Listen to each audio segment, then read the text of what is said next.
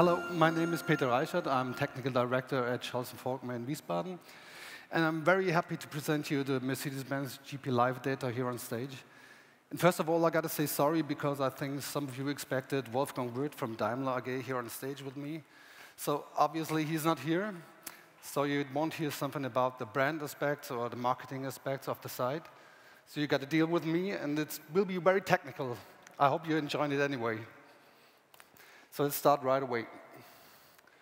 OK, in 2010, we built a new website for the Mercedes-Benz Formula One team. It's Mercedes GP Petronas. And even though it's a very cool site, and for enthusiasts of Formula One or for Mercedes-Benz, I'm just focusing on one simple thing, and it's the live data. So what do we understand for live data? That's simply we broadcast from telemetry data from the racetrack location onto the user's web front end. So basically, it's a website or an application. And how it works, I will show you now. OK, let me draw a path from where the data comes from and where it ends up along the whole process chain, where it ends up at the user's application. So it comes from, naturally, the racetrack. Sorry for the sound. OK, a Formula One car is basically just a rocket on a wheel and with a whole bunch of technology in it. So I think there are about 200 physical sensors who are just generating 500 channels of data. So they have, at different rates, you got 1,000 single values. They're generated from 1 hertz up to 2,000 hertz. That means 2,000 times a second. That's quite often. So we don't display all these 1,000 values on the website. We just use some of them. OK, we need the velocity, that's the current speed. We use the RPM, the revolutions per minute, the current gear, the g-force and latitude. That's a g-force affected in this direction if you go on the curve. The g-force and the longitude. And the throttle, I think it's a 100% amount. The brake pressure, the steering wheel angle, and the pit limiter. So that's the data we're gathering from the ECU, that's the engine control unit. And this engine control unit just sends over the car's radio system this multicast data stream to the racetrack's garage. This is this one. I don't think it's really the garage, but it's a synonym, this picture. So all the data is common here in the pit, in the garage. And along with this sensor data from the car, there's enriched with some other data, just like the lap, like the current meters on the track. So you got the driving positions of each car. So you got the current time and the last lap time and the fastest lap and so on and so on. This is all happening on the racetrack. So there are 2 dedicated servers who are just doing data softening. That means they're just slightly manipulating this data because it's very sensitive data. For example, it would be very, very easy just to record the stream and work out some gear ratios, what really would be an advantage for competitors. So data is manipulated, but in a very, very slight way, so you won't see it on the website. So what's next? This car sensor data is written continuously onto the file system. So you got two text files, basically. OK, there's a shadow. 2 text files, one for each driver, one for Michael Schumacher, the other one for Rosberg. And if you think, oh, text file is very old school, no, it's really cool. It works, and it's really physical existent. So these text files are on the server. And what we do now is installing a local flash media server. A flash media server is basically a socket server who allows bidirectional communication between client and server, or server and server, or client to client over and server. So this flash media server reads these 2 text files at a rate of 3 hertz. That means 3 times a second. It just aggregates these 2 both data sets and makes it to one big data set, and adds some additional stuff like timestamps or encryption and key value pair shortening and whatever. OK, now I'm trying to test something. Nothing to see on the website until now, because this is all happening on the racetrack location or in the factory in Brackley in England. So you need a control. And what we'll do is making an application. So I'm trying to show this with my iPhone.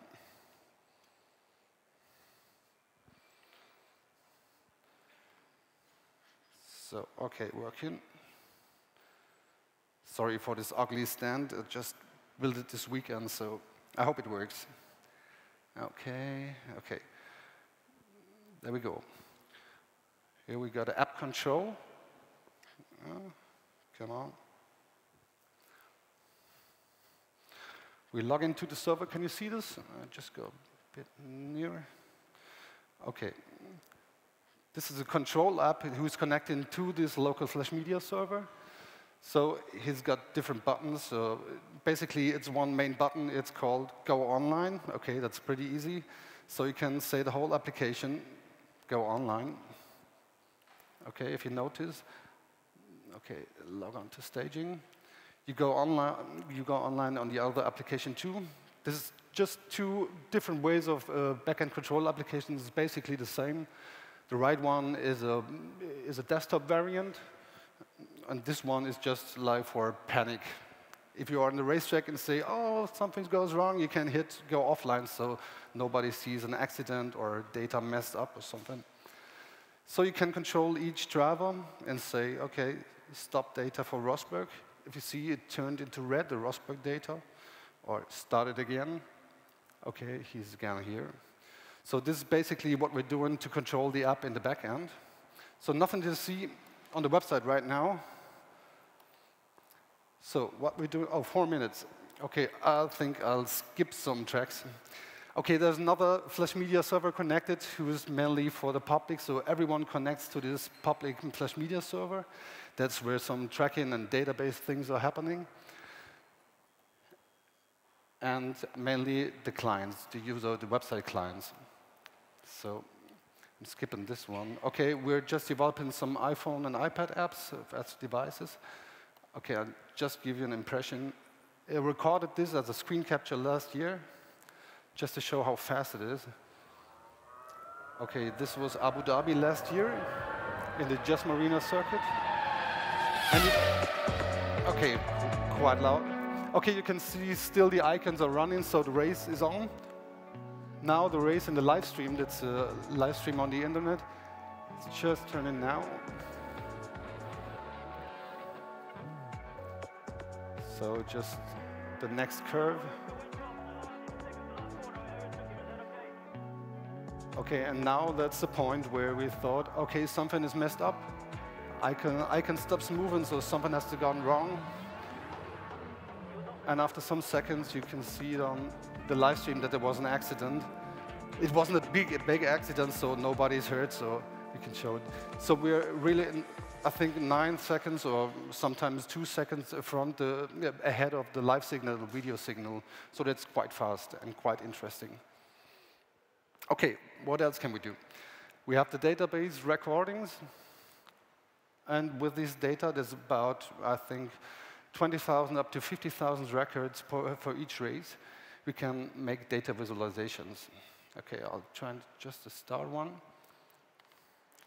And it gives you an impression how this track, about the track characteristics. So you see one racetrack. This one is Melbourne in this year from Rosberg. We just look at it. OK, you just got to imagine if you have the lap distance is matched onto a circle. So you have 0 degrees at 12 o'clock. So that's 0 kilometers. And if you turn around, you see this little circle, this little red circle on the lap spline. It goes around till it's 360 and again. So if you plot now all different velocity points, you got this graphic. And you can see, OK, he's accelerating. So now he's braking. And there, in this little notch, you can see the curve. So you have a visual representation of the lap. And we did it. We used it as a tool. So 1 minute. We also got to map the steering wheel. OK, if you look there. OK, the blue ones are turned. The steering wheel is turned to the right, and the green one's steering wheel is turned to the left. And now we have to match the track data to the lap. It's not that easy.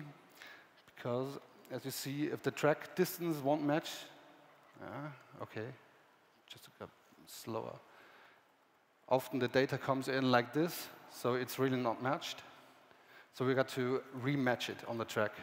Or the track length isn't correct, so sometimes the track data looks like this. Okay, you see, okay, something isn't working. But the interesting thing is you get like a footprint, okay, 0 footprint for each racetrack, and it's real nice to see. Okay, another one. This is Shanghai. Okay, I think I will be kicked off the stage now. So let me switch to just one thing. Thank you for listening. And I wanted to invite you for the next race. It's on Sunday, on 1400, yeah, on mercedesgp.com. And if you still got any questions, don't hesitate and send an email. Thank you very much.